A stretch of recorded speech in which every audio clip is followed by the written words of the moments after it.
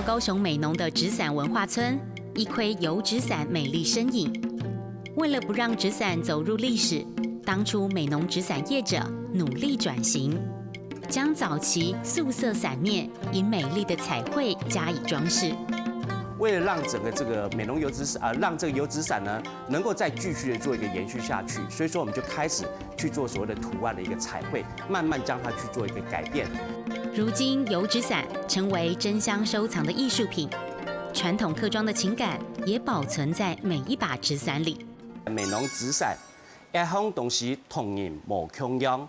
早期的油纸伞跟现在的我们这个一般用的这个雨伞其实不一样的。油纸伞它是属于我们客家老祖先这种智慧的结晶。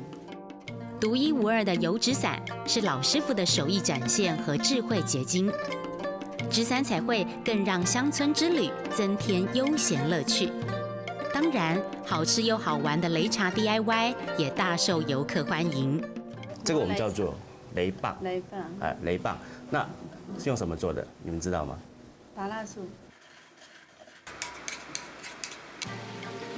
陶艺坊里满是精美作品，师傅熟练的拉胚是一种手作的感动。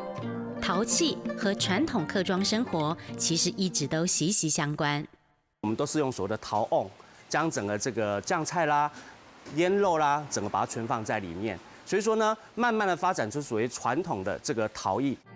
随处走走看看，体验客庄文化，也许一趟轻松的人文之旅，就能让人感受淳朴，回归简单。上课喽！一項同時同言無強樣，一項同時同言無強樣，一項同時同言無強樣。